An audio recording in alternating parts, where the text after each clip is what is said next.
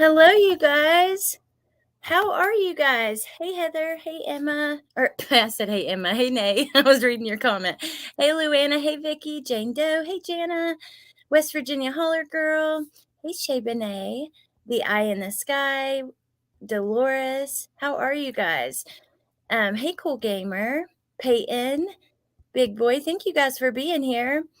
Hey, Johnny. Hey, Melinda. I'm so glad you love the emojis, you guys, and I love all you guys too. I really do. I'm embarrassed to tell y'all how long that took me because I had to. I'm sitting in the futon in the spare bedroom at my mom's. I had to resize those emojis like 10 times for each one. It was so frustrating. It took me hours and hours and hours. It actually took me days and like a free trial to like a $70 a year program to take the back, all this stuff. It just, yeah, I'm not the best with that kind of stuff. So honestly, oh, thank you, Shay. Hey, Mama Bear. Hey, Woofy. Hey, PJ. I figured that we would just hang out and talk a little bit about some things that are happening. I haven't been watching a ton. I'll tell you what, I've been stuck in this Vaughn McCrae situation, watching about all of that and kind of how things have been unfolding. So I've been watching a ton of that. Oh, thank you, Pizza Chemist. National Pizza Day. We're having pizza tonight. Homemade pizza. Thank you. Oh, thank you, Woofy. Hey, Amber Lou. Hey, Lori. True Texas girl. Okay, so anyways, there are a few things I did want to talk to you guys about. I can't get over the News Nation thing that we discovered the other day. And why does my banner look like that? That is not right. See? What the heck? We'll just leave Summer's thing up there. I mean, actually, no, I'm not going to leave that up there. We are going to talk about Summer. I want to talk about, so Candace, they've still been very vocal on a couple channels and, you know, speaking out quite a lot. And they had court today. It is a closed court hearing because they have a gag order and the CPS stuff is closed to the public. Sorry. Hey, Masshole Sarah. I'm happy that you're here. Hey, Karen. Thank you, Luana. You did homemade pizza too, Jane Doe? That's awesome. So anyways, what did you use to do your thumbnail, please? I used TuneMe. It's like, let me pull it up really fast and show you. You just put your picture in. I use it all the time to turn people into cartoons for thumbnails or different things like that. But you just put your picture in and it gives you like all these different options. So you see they have the hearts and you just like put, and it turns it into it for you. You just literally drop your photo in the box. And yeah. Thank you though. Let's see. Thank you, Heather. Okay. So, you know, Dawn and Candace have been pretty vocal. I was going to talk to you guys about that. I was just going to hang out with you and kind of talk about, I still can't get over the News Nation thing. Oh, thank you, Vicky. Tune me, Punksy, like this. I mean, I just think it's crazy that we get on here on YouTube. We spend so much time looking into and talking about some of the things that come out from these organizations, these mainstream media. And just to know that where it likely came from, it's frustrating. It's this right here. Peyton, tune me. Hey, Unique Trauma.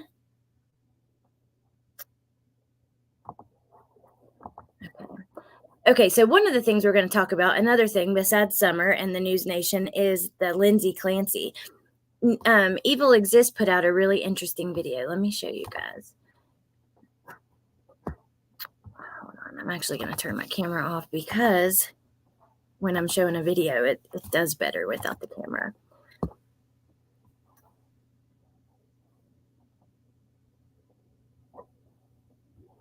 Facebook, there it is. I'm sorry, you guys. It took me a second to find it.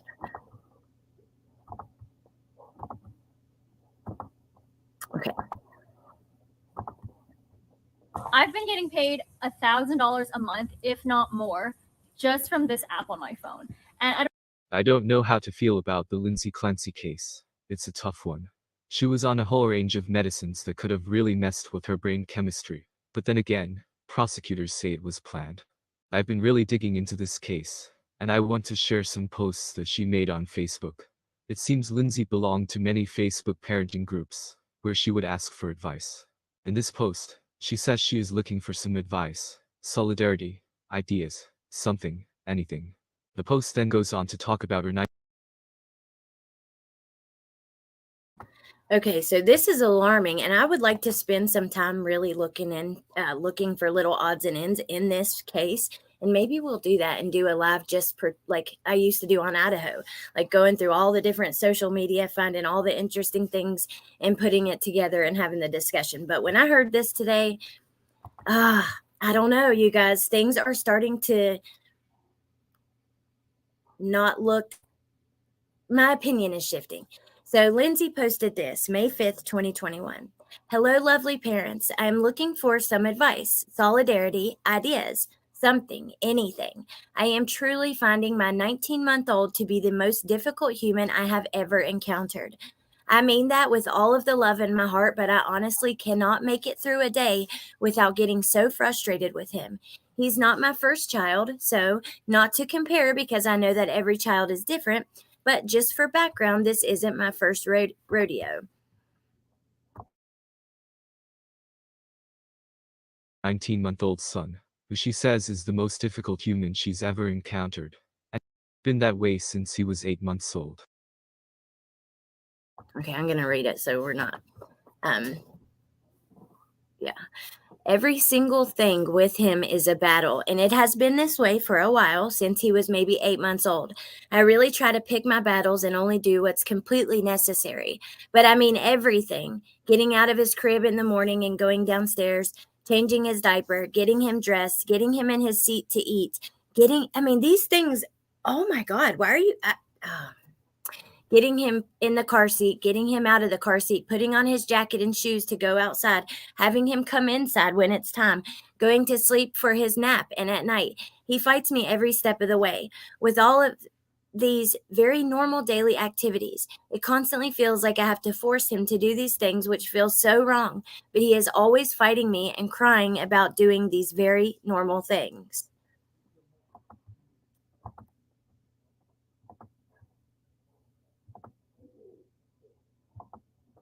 I don't know, you guys. He was just a baby, and you have resentment towards him, like you're complaining about things that you should be so blessed and lucky that you have this little sweet baby to do these things with every single day. Do you know how many parents don't have their babies anymore? Maybe lost them to cancer or, accidents, different things. And it's so frustrating. I'm sorry, the dryer was just on the whole time. I didn't even realize that. But it's so frustrating to see that, because it's like, I don't know. How can prosecution move into full attack mode without some psychological workup done by an independent person? Well, I don't know. I think when the prosecution found her activity from that day and those kind of things, I think that they were immediately alarmed, because it looked as if she planned it, She put Dawson alone and the other two kids together. Oh my God. Yeah, Jana, she is. Okay, so this is the thing. She had to go to court the other day from the hospital bed, but they were talking about like conditions of her bail, and the judge was quite lenient on her. He didn't even give a monetary bail. He said that she has to complete any physical therapy programs to the end. And then at that point, if she's ever able to, she could go home with a monitor. But she can't, she's paralyzed. The fact that she's a labor and delivery nurse on top of all of this is so scary. It is. If she was feeling that it is good that she shared it with someone. I agree, Vicky, and I kind of had that thought too, but also, I don't know, it's just sad, and it makes you question this whole claim of psychosis. Here are a couple other posts she has. One says, my first daughter has the sugar bug vein, which I understand to mean that methylation cycle was impaired during my pregnancy with her. I am now pregnant again, so I am wondering what, if anything, I can do to prevent my methylation cycle from being impaired. Then she says, so I just ordered the genetics test from Maximize Genetics to test my 1-year-old daughter because I learned that the blue vein across the bridge of her nose is a marker for this gene mutation. She ends up having it. What do I do differently with her? You know, and many people claim that she was a very good, loving, attentive mother. What is so bizarre to me is if she is going to kill herself, why not do that before killing other people? I don't know. She was not crying during the arraignment like some thought. She was just moving her mask. See, Heather, I thought that she like rubbed her eye with a tissue once, her right eye, I believe. I hadn't heard of her injuries. So Jana, she actually used a knife first, attempted to cut herself, but when he got there, he told, like, it's on the 911 call. Actually, you guys, we can listen to it. It's tough listen, but I think it is important. On the 911 call, they say that her wounds on her arms and her neck are no longer bleeding. The craziest thing to me is she missed a call from her husband and calls him back as if nothing's going on, but he can tell she's in the middle of something. That is a horrific thought. I think Crime Lines and Lies has the 911 call. Let me find it.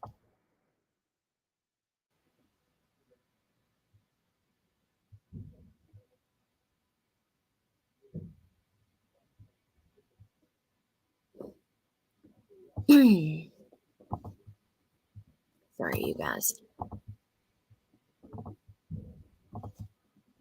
Okay, so that actually would be a good video to watch, the prosecution describing the case against her, if it's just the clip of that, because they did a good job. They did. Where the heck is the 911 call, though? Their funeral was held 5 days ago. There she is during the hearing in the hospital bed. I don't think I've watched this. This is her recordings. Let me mute. Just got better. Hey, it's Dana from StreamYard. I'm so excited to announce that local Paula, the lawyer who will defend the Duxbury mother accused of killing her 3 children, secured his first win in court today. And he revealed something which shows us how he'll defend this case, as WBZ's Beth Romano shows us. And this family, as I said earlier, was on a road to hell, and unfortunately, they're not coming back. A stunning development from a new attorney for Lindsay Clancy, who claims she was over-medicated in the months before she allegedly killed her 3 children and can't be held criminally responsible, what he wants a jury to hear. Her husband actually went to the doctor the week before and asked for help and said, you're turning her into a zombie. And it was just a brutal, brutal existence that they were living. Attorney Kevin Reddington went before a judge today seeking permission to have a forensic psychologist visit Lindsay Clancy in her hospital. Now, they said in court, actually, we're going to watch the prosecution describe. Yeah, it is very redacted. That's true, Crime Sleuth. We're going to watch the prosecution describe this, just for you guys who haven't seen it. Let me go. I hear that her attorney is very good. Okay, so this is what I thought. Let me mute because it's going to echo. I'll hear from you first. Thank you, Your Honor. The Commonwealth is requesting that the defendant be held without bail based on the facts of the case, the strength of the Commonwealth's case, and the potential penalty. On Friday, January 27, 2023, using an erasable whiteboard because she was still temporarily intubated, one of the first questions that Lindsay Clancy asked was, do I need an attorney? I have to pause there because the moment that they said that, I was like, wait, what? One of the first things that she asked was, do I need an attorney? Now, I have a hard time believing that under psychosis, you're not only going to plan to do this while, try to make sure that your husband's far enough away, send him to a place a little further than you actually usually go. You wouldn't, I don't know. It doesn't make sense to me. I would think that someone under psychosis would just be like, I'm doing it anyways. He was working all the time in his office. I don't know. I just don't, I don't see that. And the very first thing that she says is, do I need an attorney? Yeah, it is telling Nana. It really is. Oh my gosh. Did Amber put out a new thing? I haven't seen if she did. Okay, let's keep listening. It gets pretty bad though. I'm going to warn you guys, so just be aware. Very sad. She knew that she had murdered her children, and she had the clarity, focus, and mental acumen to focus on protecting her own rights and interests. The following is a summary of the events that led to the murders of Cora Clancy, Dawson Clancy, and Callan Clancy. On the morning of Tuesday, January 24th, 2023, the defendant took her 5-year-old daughter, Cora, to the pediatrician's for an appointment. She interacted with a receptionist, nursing staff, and a doctor. There were apparently no issues with the defendant's demeanor or behavior, as she completed the appointment and was allowed to leave with Cora without any issues or concerns. When she returned home, she went outside with Cora and her 3-year-old son, Dawson, to play in the snow. They built a snowman. The defendant sent photos to her mother and to the defendant, straight back to her husband. She texted with them. Nothing in the text was out of the ordinary or any sign of any distress or trouble. What if you could do SEO smarter and faster? With Wix, you can edit your meta. Back inside later that day at 4:02 p.m., the defendant searched on her phone, Kids Miralax. She then searched that Takeout 3V via her cell phone at 4:13 p.m. Immediately after doing that, she used Apple Maps on her phone to determine how long it would take someone to drive from her home in Duxbury to 3V restaurant in Plymouth. So she would know how long someone would be gone if they ran that errand. She next went on the CVS website at 4:47 p.m. and then called CVS on Summer Street in Kingston. She spoke to the manager of CVS and asked if they had the Kids Miralax. The manager told her no, but they had other similar medications. According to the manager of CVS, her voice did not sound slurred or impaired in any way. She had no trouble understanding the defendant, and it was a perfectly normal conversation. Okay, so far we know they went to the doctor that day. They did snowmen. She seemed perfectly fine to everyone. And remember, December 20th, which was, a month prior, she had been in a facility for 5 days. She got a mental health evaluation at that time. They said she did not have signs of postpartum depression. So, and I think they will get into that, but let's keep listening. And by the way, I found the GoFundMe. We're going to look at it after we get done with this, but see, it raised $1,059,230. Someone donated $7,500. Oh my God. Holy wow. That's insane. At 4:53 p.m., the defendant texted her husband, who was working in his home office in their basement. She texted, "Any chance you want to do takeout from 3V? I didn't cook anything. It's been a long day." This was an unusual request, as when the family ordered takeout, they'd usually go somewhere closer to home, but it was a place that they had been in the past. Patrick Clancy texted back yes, and then the defendant asked him to check the menu. At 5:06 p.m., the husband texted the defendant asking what she was going to get. She responded, "A Mediterranean power bowl." She spelled it correctly, and it was something that was on the menu. He then told her that he wanted the scallop and pork belly risotto. At 5:10 p.m., the defendant called 3V Restaurant to place the order. She got the order correct. She gave the correct name for pickup, Patrick. The hostess who took the call said there was nothing out of the ordinary about this call. She was able to understand the defendant, that her voice was not slurred or impaired in any way. At 5:15 p.m., Patrick Clancy headed out the door to run these errands at the defendant's request. As he left, she texted him Pedialax liquid stool softener. Surveillance footage shows Mr. Clancy at CVS on Summer Street in Kingston at 5:32 p.m. He goes to the medication aisle, the children's medication aisle. Phone records show that he called the defendant at 5:33 p.m. and she did not answer the phone. She then calls him back at 5:34 p.m. and the call lasted 14 seconds. He's there at the store unsure of which medication to get, and she tells him exactly what she wants. He had no issues communicating with her. It was a completely normal call, although he did mention that she seemed like she was in the middle of something. She calls him back and gives him a specific medication. You guys, I had a lot of sympathy for her at first, but I'm finding it more difficult to do that now.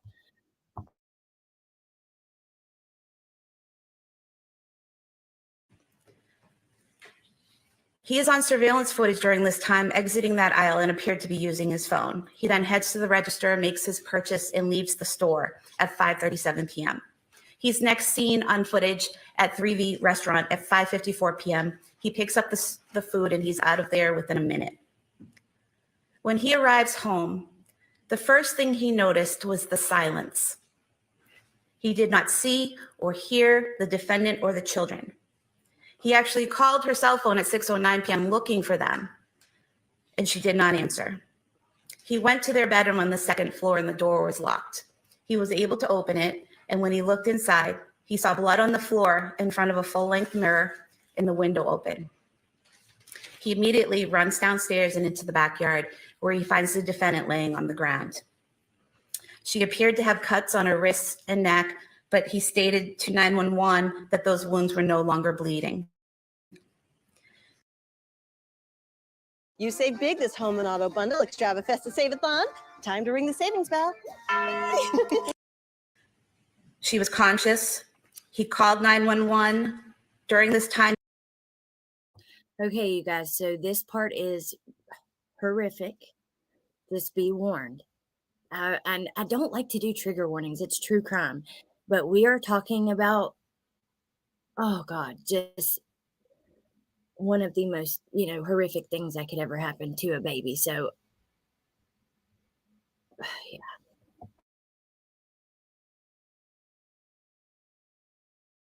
He asked the defendant, "What did you do?"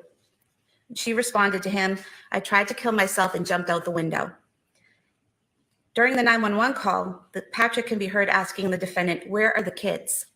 He later told police that she replied, "In the basement." So immediately after this happened, she knew what she had done and she knew where the kids were. When EMS arrived, he asked them to stay with her so he could go find his kids. The 911 call kept going. Patrick can be heard on the 911 call entering the. Now, I'm really watching her reactions during this because watch her, you can tell she's medicated, her eyes are glazed over. But as this part is being talked about, she closes her eyes for a lot of it. I think that you can see some emotional reaction in her. I do. Home and heading to the basement. At one point, he calls out, "Guys." He can then be heard screaming in agony and shock as he found his children. His screams seem to get louder and more agonized as the time passes. Cora and Callan were on the floor in the den area of the finished basement, which is to the left when you walk down the stairs, while Dawson was alone on the floor in his father's home office, which is to the right when you go down the stairs. Each child still had the exercise band that was used to strangle them tied around their necks when their father found them. Dawson and Callan were face down on the floor. Cora was on her side with her torso turned towards the floor. He removed the bands and begged them to breathe. He continued to scream uncontrollably and screamed for officers to come to the basement. The dispatchers are hearing this and they send help down to the basement. And when they encounter Patrick, he yells out, "She killed the kids." The police rushed the children to ambulances that brought them to the hospital. And unfortunately, Cora and Dawson were declared dead at the hospital. Callan was med-flighted to Boston Children's Hospital. Medical staff was able to restart his pulse, but not his brain activity. He was placed on life support for several days before passing away. The defendant was transported to South Shore Hospital and then to a Boston area hospital where she remains. She sustained several broken bones in her back and her rib cage. The police were able to find several notebooks in the defendant's home pursuant to a search warrant, and also notes on her phone that were similar to journal entries. In the months, weeks, and days preceding January 24th, 2023, the defendant meticulously detailed her daily activities, her children's lives, her mental state, and her medication use. Her writing was clear, precise, and articulate.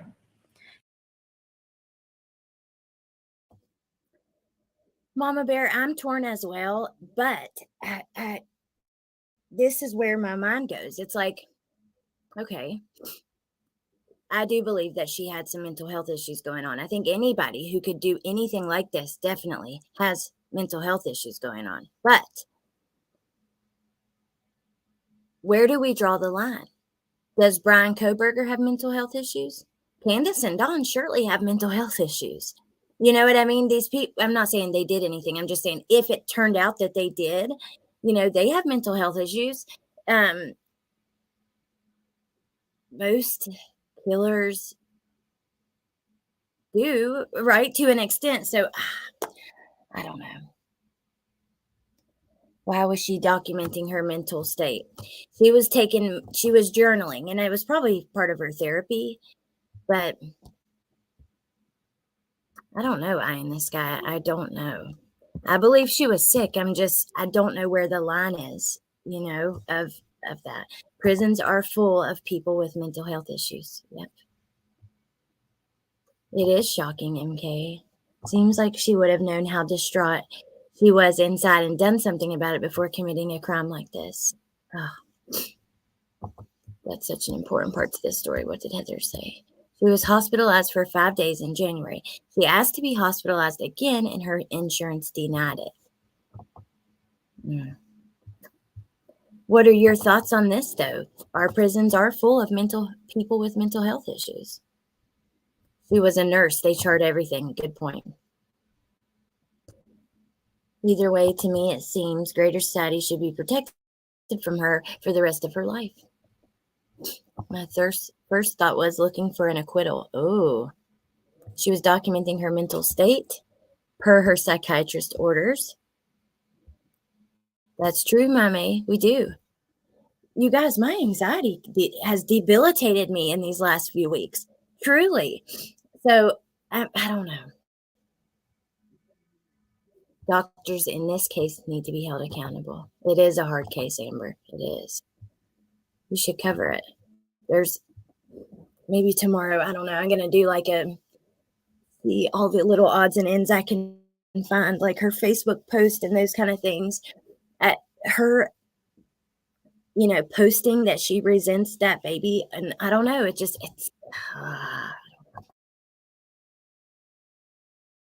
She never indicated that she was hallucinating, delusional, or had disordered thoughts or speech. In all of her writing, she appears to know who she is, where she is, the date, and with whom she's interacted.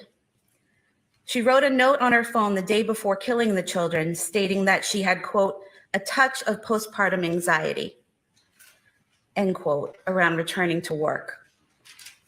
She wrote that her psychiatrist had prescribed medication to help her. The defendant was initially diagnosed, according to her husband, with generalized anxiety disorder. She was then evaluated at the Women and Infant Center for Women's Behavioral Health in Providence, Rhode Island on December 20th, 2022. There, after an evaluation, she was told in the presence of her husband by psychiatrists that she did not have postpartum depression and that she had no symptoms of postpartum depression. She wrote in her journal that at times she had suicidal ideation in December of 2022. And she also told her husband that she had suicidal thoughts and on one occasion had thoughts of harming her children. But she did not write or voice those thoughts after a stay at McLean Hospital. When she had those thoughts, she consulted with a psychiatrist and with her husband, and then she committed herself to McLean Hospital on January 1st, 2023. She was discharged by the hospital on January 5th, 2023. And the hospital did not file any paperwork at that time attempting to have her committed as a danger to herself or others.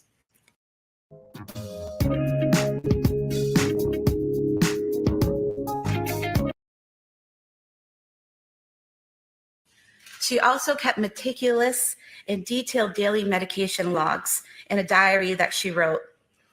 She detailed that she had difficulties with each of the medications that were prescribed to her. And when she had issues with those medications, she detailed how her doctor had her stop that medication or wean off of it and then try something else. They were trying different medications to see what would work for her, what would benefit her. According to her husband, she was never on more than 4 to 5 medications at one time. And at the time of the murder, she was taking only 3 medications. And he said to the police that she always took the medications as prescribed. After her stay at McLean, the defendant appeared to be getting better, according to her husband. She slept well, interacted with friends and family. She went out with her kids and husband to places like the Kingsbury Club in Duxbury, the Charlie Horse Restaurant, the Museum of Science in Boston, the Cape Codder down the Cape, interacting with her family and the public without any apparent difficulties. She even stayed alone with the children on several occasions without any issues in January of 2023. Her husband asked her in mid-January, "Are you still having suicidal thoughts?" And she said no. The defendant's parents visited the family the weekend of January 21st, 2023. They interacted with the defendant in person. The defendant was able to run errands while her mom watched the children. She texted back and forth with her mother, and there was nothing out of the ordinary about these text messages. So her family was just there with them just prior to this happening. I think if my husband told me once that he had thoughts of harming our children, I would never leave him alone with them again. I thought I had clinical depression. Turns out it's an autistic burnout. Someone said they don't agree that everyone has mental health issues and not everyone needs to be medicated. I'm with you on that. I don't think medication is always the answer. It doesn't work for me. I'm an addict. I cannot take benzos. I just can't. Anytime I've tried for years and years and years, I was not responsible with them and it made me worse. So I think it's different for everybody. Some people may have a lot of success with something like that. And I think that it just depends, So that's not what I was saying. But my point was that anyone who commits a murder, obviously, I believe there is a mental health aspect, right? Like, I don't know. I've found that exercise helps a lot. I need to start exercising. She was crying out for help, ultimately denied by the greed of insurance company. It could not have been more horrific. His beautiful baby's innocent in all this mess.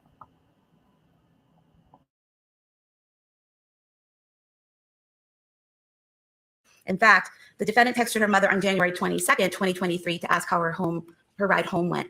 During this conversation, the defendant's mother wrote, quote, "Enjoyed seeing everyone this weekend. Nice to see you doing better," end quote. On the night of the killings, Patrick Clancy was interviewed by the police at Beth Israel Deaconess Plymouth Hospital. He told the police that the defendant was having one of her best days. She was smiling and happy, and there was no indication that she was going to harm the kids. No one at all described her as acting like a zombie in the days leading up to the murder or on the day of the murders themselves. On February 5th, 2023, this past Sunday at 1:35 p.m., while sitting with Dr. Paul Zeisel, the psychologist hired by defense counsel to evaluate her mental state, the defendant used Dr. Zeisel's cell phone to call her husband. She left a voicemail stating that she loved him. Yesterday, on February 6, 2023, at 10:09 a.m., she again used Dr. Zeisel's cell phone to call her husband. This time he answered, and during this call, the defendant stated that after he left the house that night, she killed the kids because she heard a voice and had, quote, "a moment of psychosis," end quote. He asked her what voices she heard, and she said she heard a man's voice telling her to kill the kids and kill herself because it was her last chance. Patrick Clancy told the police the defendant had never heard voices before. He also told the police the defendant had never used the word psychosis to him before. The first time she used that word psychosis was when she was with the doctor hired by defense counsel and using his cell phone. The defendant actually wrote a note on her phone on October 25th, approximately 3 months before this happened, October 25th, 2022. She wrote, quote, "I think I sort of resent my other children because they prevent me from treating Cal like my first baby. And I know that's not fair to them. I know that. I was feeling so depressed last evening when Cora," she wrote, quote, "I think I sort of resent my other children because they prevent me from treating Cal like my first baby. And I know that's not fair to them. I know that. I was feeling so depressed last evening when Cora and Dawson came home from school. I know it runs off on them, so we had a pretty rough evening. I want to feel love and connection with all of my kids." She then wrote that she wants to have more kids eventually. The children were killed by ligature strangulation. Ligature strangulation causes the victim to become unconscious anywhere from 10 seconds up to a minute. The more the victim struggles, the longer it takes. After the victim is unconscious, the ligature must be held in place with force, squeezing the neck for up to an additional 4 to 5 minutes to cause death. Therefore, she had to strangle each of them to unconsciousness and then make sure the bands were squeezing their little necks for several minutes. She could have changed her mind at any point during that time and removed those bands from their necks, and she did not. The defendant did not take advantage of the situation when her husband left the home that night. She created the situation, and she used Apple Maps to make sure she would have enough time to strangle each child before her husband returned from where she had sent him. The defendant is a danger to herself and others. She planned these murders, gave her. That's where she wipes her eye with a tissue. After the prosecutor says that she did not take advantage of a situation, she created this situation. Watch her. I'm going to rewind it like 10 seconds. It looks to me like a tissue, you guys. I don't know. Herself the time, sure she would have enough time, and she did not.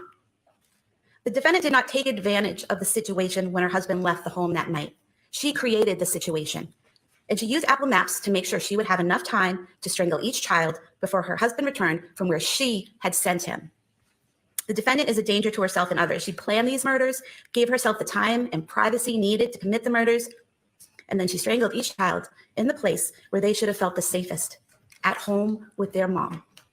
She did so with deliberate premeditation and extreme atrocity and cruelty. Oh, wow, you guys. Okay, so she is paraplegic, but just from, well, we can watch her lawyer. I want to look at the GoFundMe first, give a break, because those are kind of long segments. Her lawyer says she's paralyzed from the waist down. Now, paraplegic, I thought that meant all forearms, but he does call her both paraplegic and only from the waist down. I know, tattoos. I know. I want to know your thoughts, crazy mama, because you put the zipper over your mouth.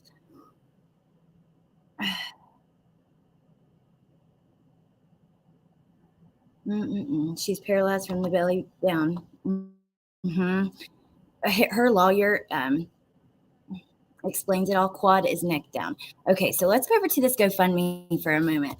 And this has been a big topic of conversation. Many people donated to this before everything happened in court. And many people were not happy once they found out the way that things had shaken out. Let's see. I know that he spoke out on the GoFundMe right here. So wait. The following are the words of Patrick Clancy from today, January the 28th. Thank you for all your love and support. The warmth I've received from the community is palpable, and your generosity gives me hope that I can focus on some sort of healing.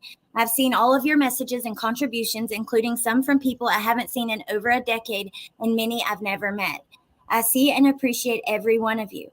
A lot of people have said they can't imagine, and they're right. There's absolutely nothing that can prepare you.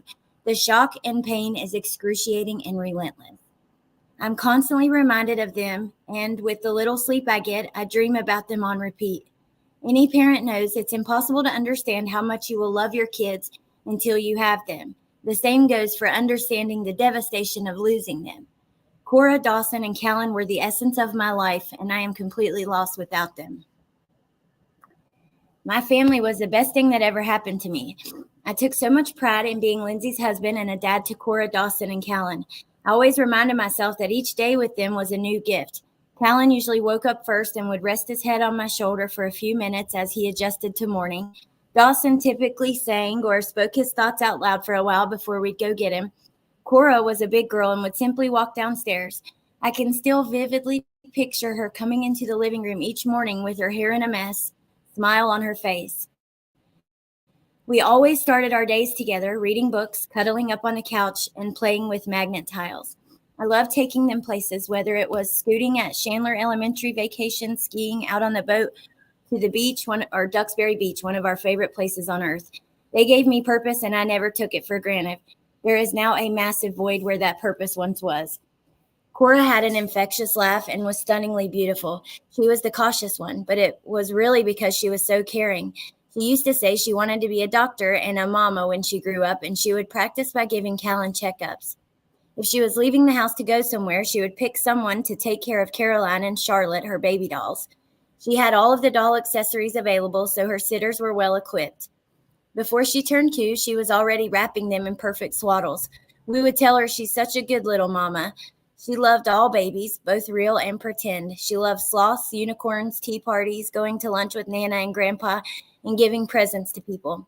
She knew everything about princesses, her favorite being Sophia the First. She truly loved her brothers and us and said it often in her sweet voice. We did a lot of father-daughter activities together, like skiing and visiting San Francisco or just talking. I loved her, so my firstborn, so much. This is awful, you guys. Dawson had beautiful, bold brown eyes that beamed with friendship. He was naturally humorous and generous beyond the norm of a typical toddler, always willing to share his toys with others. For all the love he received, he always gave back more. His best quality was his pure kindness. Wow, he describes him quite differently than Lindsay did, though, you guys. You've got to be honest. Like, her describing Dawson in the Facebook post and then his description of him. He was adventurous and mischievous and enjoyed causing trouble, which he typically found hilarious. He was also remarkably smart. We always said if we didn't have enough for retirement, it'll be okay. We'll just live in Dawson's guest house. He would hug me tighter than most adults, and every night he told me in consistent words at bedtime without fail, "Good night, Dada. I love you." Aww. We had a special bond. Y'all know I'm a softie. This is tough to read. We had a special bond from day one. He was my buddy, my first boy, truly a gift. I hadn't read this, so I didn't even know what we were getting into. Okay. Callan was our easygoing kid. I always said it was because he was the third child. He had to adapt, and he did easily. He was born with hardly any fuss and was by far our best sleeper. He was just an incredibly happy and vibrant baby, constantly smiling. Our nickname for him was Happy Callan. He was sitting on his own, and you could tell he was enjoying his growing independence as he would grab any object within reach. Sometimes he joined my Microsoft calls in the background, playing in his jumpy. I would keep my camera on, too proud to leave it off. He started saying Dada whenever I walked in the room. The last moment we had together was our routine. I would come up from my office at the end of the day and swing him between my legs while he laughed and smiled. If I was ever having a bad day, Callan always knew how to heal me. Perhaps that's why he held on a little longer, to spare me whatever pain he could. As excruciating as it was, I was fortunate and grateful to feel his warmth until his very last moment. Faith is my only hope of believing he felt mine. Callan died with enormous courage despite being so little. I've read that part before, but I don't think that we've seen all of it. Okay. Callan died with enormous courage despite being so little. Maybe it was his way out of demonstrating what I need to do to press forward. I'll always try to draw inspiration from him. He'll always be my little hero. I want to share some thoughts about Lindsay. She's recently been portrayed largely by people who have never met her and never knew who the real Lindsay was. Our marriage was wonderful and diametrically grew stronger as her condition rapidly worsened. I took as much pride in being her husband as I did in being a father and felt persistently lucky to have her in my life. I still remember the very moment I first laid eyes on her and can recall how overcome I was with the kind of love at first sight you only see in movies. It really didn't take long before I was certain I wanted to marry her. We said I love you to each other multiple times daily as if it were a reflex. We habitually started every morning with a passionate hug, yielding a sigh of relief like we had each received the perfect medicine. If too much time passed without a hug, she'd look at me and ask, "Did you forget?" We mutually understood the reality that people can have bad days, but we stuck to the rule that when one of us got lost, the other was always there to bring them home, always. She loved being a nurse, and nothing matched her intense love for our kids and dedication to being a mother. It was all she ever wanted. Her passion taught me how to be a better father. I want to ask all of you to find it deep within yourselves to forgive Lindsay, as I have. The real Lindsay was generously loving and caring towards everyone. Me, our kids, family, friends, her patients, the very fibers of her soul are loving. All I wish for her now is that she can somehow find peace. I promise you I'll put all my energy into healing and rediscovering my purpose. I owe that to all of you. Duxbury Fire and Police, our compassionate healthcare workers, our local faith leaders, the Microsoft community, and especially Cora, Dawson, and Callan. I don't know how or when I'll be able to do it, but your love and generosity will help me get started. Cora, Dawson, and Callan, you gave me so much in your short time. I don't know if the pain will ever go away, but I'll do my best to carry on in your honor. Dad, I love you so much and will always remember you with love and endless gratitude. Whew, you guys, that was tough. That's just devastating. Ugh. I know, Amber, I'm sorry. It is really sad. That's true, David. I don't know. It's kind of crazy that she was a nurse and maybe it hurt worse than she expected. I don't know. Her husband should have had hidden cameras in the house. If he was away, he could watch what was going on if he felt she was in any kind of danger to the children. He talks about her in the past tense. I'm mad at you. Well, the way that I understood it was that they weren't necessarily going to be together. But Cray, that is the question a lot of people want to know. And like I said, many people that donated before the hearing. Oh, thank you, Ruckus Rocks. I'm a big softie. I am, but I mean, it is what it is. I don't know. I could never forgive anyone if they harm my children. Oh my God, hearing him describe the kids, they were just so perfect and beautiful. It's awful.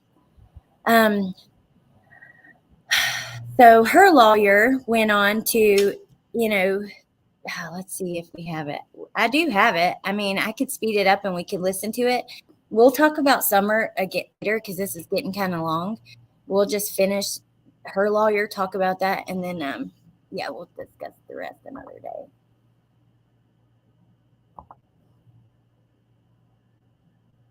Literally and medically not leave them alone with kids until they're better. Absolutely.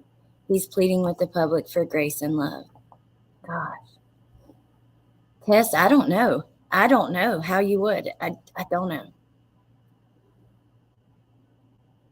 People do lose compassion on the internet. That's true. It's like we sometimes see other people as if they're not other people, as if they're their avatar or, just, another account.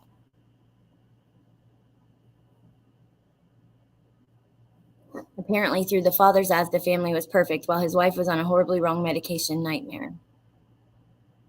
I think there has to be more to this. No domestic violence, no CPS involved.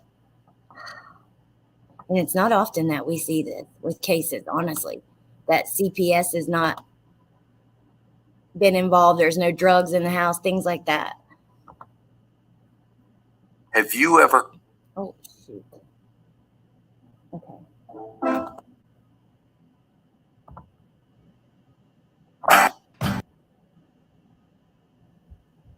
This is her lawyer, and I've heard he's very good. So Thank you very much, Your Honor. Thank you very much, Your Honor. Your Honor, my request is that the court not enter what I would suggest is an inhumane order, ordering this woman to be incarcerated. We all know, as people that work in the system, that jails and prisons are woefully deficient in medical care of the most basic type. We all know that this is an individual, as Your Honor knows from reading Dr. Ricard's letter, who is in dire medical condition. We all know that this woman is, as counsel concedes apparently, a danger to herself. I question whether she would ever make it to a trial. She's suicidal. She's extremely emotional. However, she's unable and has been unable to express any happiness or sadness or cry. And in fact, he says that she's not been able to cry or express any emotion just a few minutes after we see her cry. So I thought that was interesting. The GoFundMe is for her very expensive lawyer. Bye, Ruckus Rocks. Have a good night. Anybody in full psychosis would not plan, plot, and execute a dinner pickup and doctor visit with a child. Murder their kids. No, ma'am.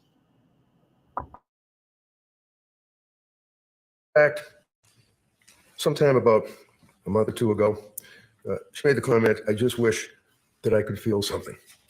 Now, our society fails miserably in treating women with postpartum depression or even postpartum psychosis.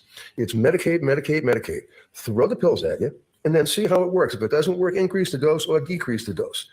Then end up trying another combination of medications. We're talking a relatively short period of time from when that baby was born in October up until January, when this incident occurred, Your Honor, that she was on such significant dosage of medication. Your Honor knows that Cora was born in 2017. It was a very uneventful, normal pregnancy and delivery. No issues afterwards as far as anxiety. Dawson was born in 2018. Again, it was a normal birth.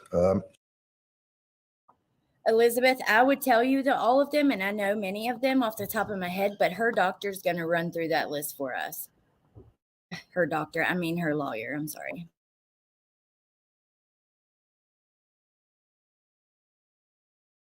She had no significant issues as far as anxiety. She did have to have stitches and she was sore, and that was about it. Then, of course, Callan was born. When Callan was born, she ended up becoming depressed and suffered from significant anxiety, as a result of which she consulted with a number of doctors. A number of doctors indicated that she would be able to sleep, she would be able to feel, she would be able to emote once these medications kicked in. And again, as I say, our medical in our society completely abandons women with this condition. It's easy to say, come on, you have a healthy baby. You have a wonderful husband. You're able to take care of your kids in your home. You're lucky. Take the pills, you'll be okay. Well, they put her on a number of medications. They put her on Prozac, which Your Honor is well aware, is what's known as SSRI, selective serotonin reuptake inhibitor. Your Honor knows that along with some of these medications, they have the black box warning from the FDA, may cause suicidal ideation, may cause homicidal ideation. She was on Ativan. She was on Benadryl. And then she ended up being told, okay, because she was complaining about the effects of the Prozac, they said, stop the Prozac, we'll find something else. They put her on Remeron. Then they added on Seroquel. And Your Honor, I attached from David Benjamin, the toxicologist, some papers with the submission, and Your Honor can see the side effects that this Seroquel causes. She was having bad thoughts. She was having worsening depression. Her husband suffered through that phase. Her parents were well aware of the fact that she was suffering from this depression and depressive phase. She wasn't sleeping. She ended up, at some point, Your Honor, December 31st, she was on Seroquel. They told her then the Valium would be stopped. She was a shell of herself, no personality, and went to the doctor again. The doctor again prescribes the Seroquel, and then they took her off the Seroquel. And then she went to the doctor, and at that point, they prescribed trazodone, Ativan, amitriptyline. If you struggle with bleeding gums, you must see this. A dental restoration. Right up to the very end, when she was so bad that she voluntarily turned herself in, if you will, to the McLean Hospital. We know that that's a psychiatric hospital. She was at the McLean Hospital for a period of about 5 days. While at the McLean Hospital, they basically tried to get her off the Seroquel. She wanted to get off the benzodiazepines. She felt that she was being addicted to the benzodiazepines. She then ends up on trazodone, Ativan. Her mood was terrible after she got out of McLean Hospital. She still had the suicidal thoughts. As the government has indicated, she even told her husband that she had suicidal thoughts. You think this is something that she's planning to kill these 3 kids by going and getting a menu, going on to Google Maps or whatever it is, and finding out the distance? When she tells her husband she's having suicidal thoughts, probably a month prior. I'm sorry to hear that, tattoos. That is awful. And you know what? I've heard that before about Seroquel. My cousin was on it too, and Prozac caused my sister to take her. I am so sorry, Patty. I'm so sorry. Pointer lover. Hey, Trulia. I used to take that, Elizabeth. I've taken many of those medications as well, but yeah, they usually do get some sort of kickback or something.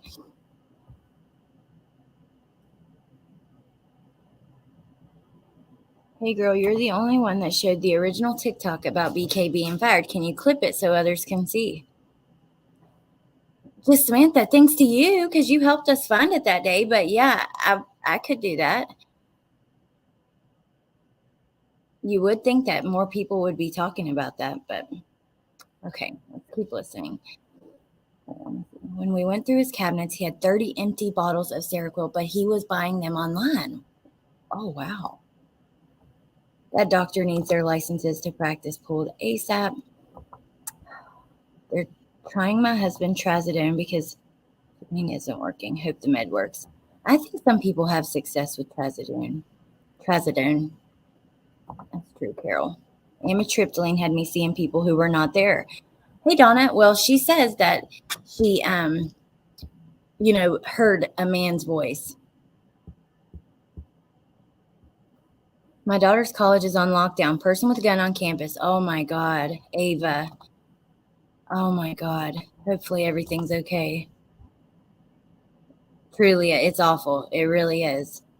They will once you clip it, I bet. Okay, off topic. That's okay, just Samantha, but thank you. It was given to me for depression. Prosecution keeps saying she didn't have PPP or PPD. Then why did he try 13 different medicines in 4 months?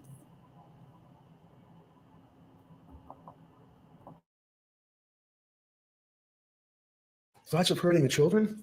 They go to the doctor again, and she's on the medications, on and off, on and off. This is a significant issue between the postpartum depression as well as possibility of postpartum psychosis that is pretty much ignored. But nevertheless, with the overlay of the SSRIs and the history, and Your Honor has some emails and things that people would reach out to me from all over the world, indicating that their daughter had the same problem, that they had the same problem. Your Honor is well aware that many times when people are on Prozac or on SSRIs, workplace violence, homicides, family homicides. This is clearly a tragic, which is a word that's used too much in the criminal justice system, but this really is a tragedy in this case. So we have, obviously, I would suggest, a very good defense for this young woman. She's 32 years of age, Your Honor. She met her husband. He was the love of her life. They got married. Wonderful young couple. And as counsel noted, she always wanted to have kids, always wanted to have babies. She's a nurse. She went to be a midwife because she wanted to help other women that would be in having babies, but didn't want to have all the medications.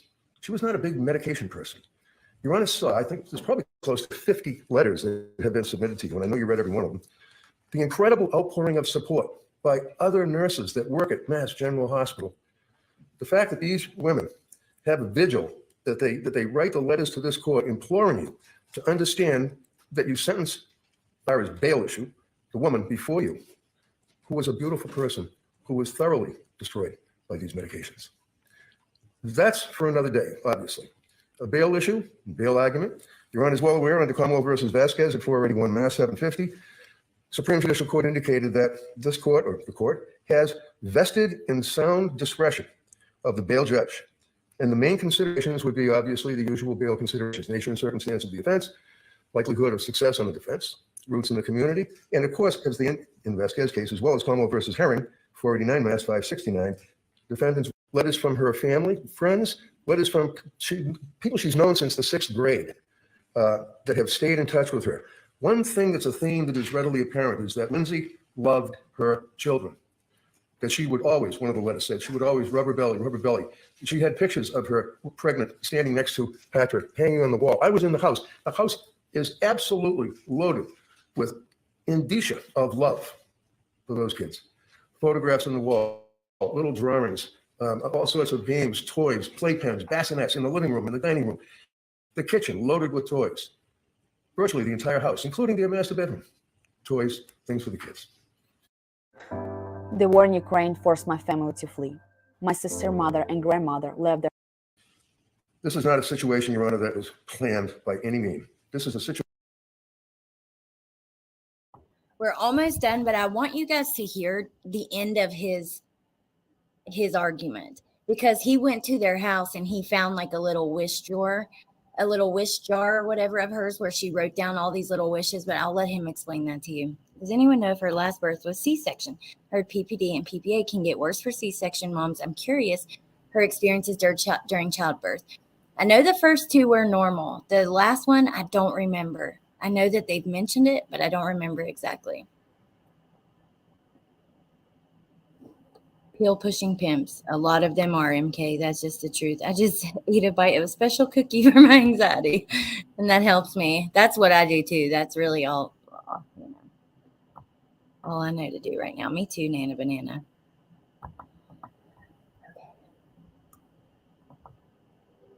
Situation that clearly was a product of mental illness.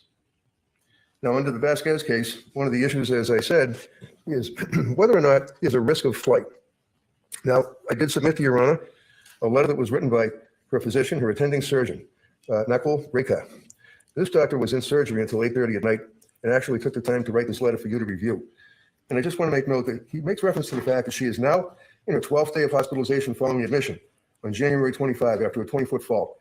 She suffered, unlike when the government Friday was saying that she can move her legs and she's getting better, she's okay. No, she's not okay at all. He indicates that she suffered several severe spine fractures, including spinal cord transection. You know what that means.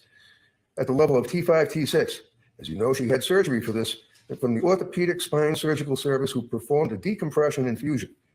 Unfortunately, she is not expected to recover meaningful function at this point below that level of the spinal cord, which makes her a paraplegic, unable to move her legs or feel sensation from below her. He refers to umbilicus or belly button.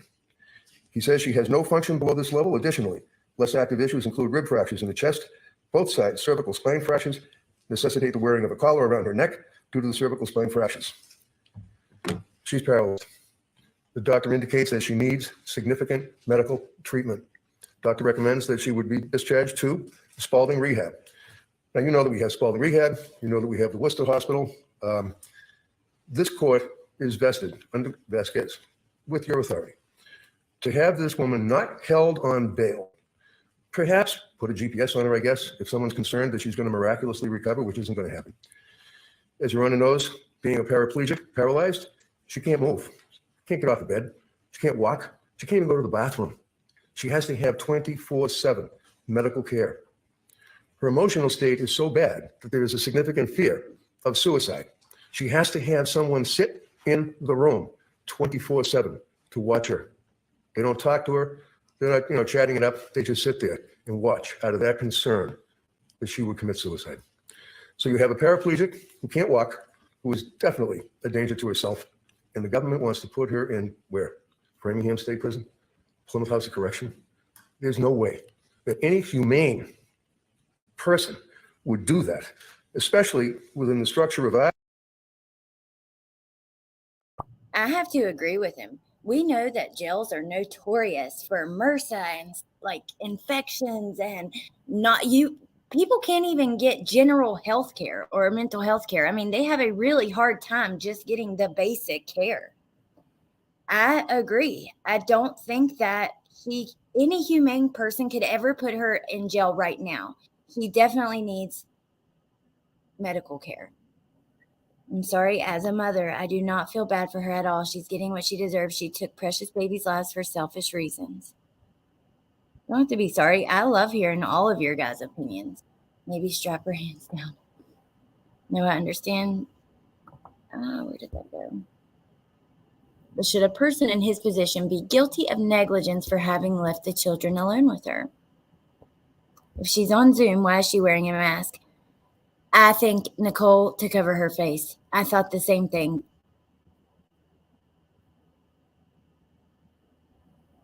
I think she will try to take her own life as soon as she can. A lot of people have speculated that if she has the opportunity. I know that they have somebody watching her 24/7. Has he said that yet? I don't think so, but he may have just said it. Somebody, though, has to sit in the room and watch her 24/7. They cannot talk to her, interact with her, nothing like that. Their job is only to watch her. Criminal justice system, where a person is presumed innocent, and I'm not suggesting with the facts that the government has read, but she has a good defense. She's got a darn good defense for this case because that's what happened. And I just want to share with you, Your Honor, one of the things that's interesting. When I was in the house, I came across a drawer that had a bunch of pill bottles in it, and I called the DA and I said, I got these pill bottles, and made arrangements. I'm going to be giving them to them. And it's all the Prozac and the Trazodone and all that stuff. But inside the drawer was this little vase. And I didn't know what it was. It just looked like a little vase to me. And my wife said to me, oh, that looks like a wish vase. I said, what's a wish vase? She said, when people write down little wishes and they put little pieces of paper and they put them inside the vase.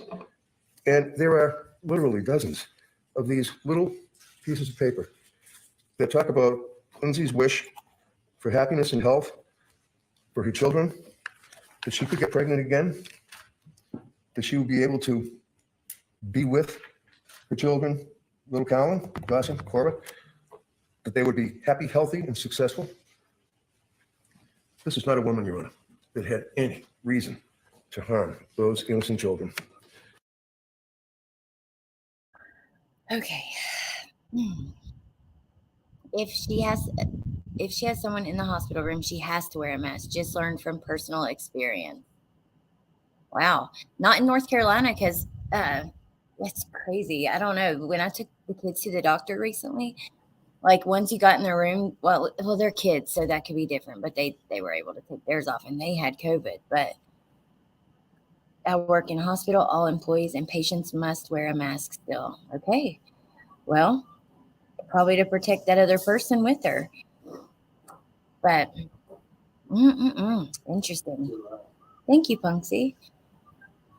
Yeah, I'm almost done. All right, you guys. I'm going to go eat some homemade pizza. I'm still suffering. Can't take hormones due to blood clotting disorder, factor 5. I'm so sorry, Tess. Sad to say, but for her, justice has already been served. It is sad, pizza. It's really sad. And then when you hear about her wishes, I don't know. I'm so torn, y'all. I don't know. I don't really have an opinion because I go back and forth. It doesn't make sense to me how in psychosis you would be concerned about even getting him out of the house, answer and still talk about what medication the kids needed in the middle of doing what you did to them. You know, we go back, we read the Facebook post we read at the beginning about him being she described her second child as the most difficult person she had ever met in her life. That's tough to hear. My Bentley is so strong-willed and he challenges me every step of the way, but I love that about him. Don't get me wrong, I don't like his attitude sometimes like any kid, but I don't know. Those little things that make them them and give them their personality. It's just sad to hear. But I don't know. I don't know how to feel about it. Same. I need more info and for medical professionals to examine her who didn't already mishandle her possibly. I agree. I'll be looking forward to finding out more. I'm going to do some deep dives and see what I can pull up about this. And maybe tomorrow or in the next couple of days, we'll go over it all. My first is the same. All right, you guys. It is awful, Heather. Jennifer, we were talking about Lindsay Clancy. It was just kind of a laid back. We did go through some newer things that I hadn't seen, things that have come out of her Facebook history and stuff like that. And yeah, all right. I love you guys. I hope you have a great night. I'll see you tomorrow. Thank you for being here. You guys really do mean a lot to me. Thank you, mods. I appreciate you so much. Love you, Woofy. All right, you guys have a good night, and I'll see you tomorrow. Bye.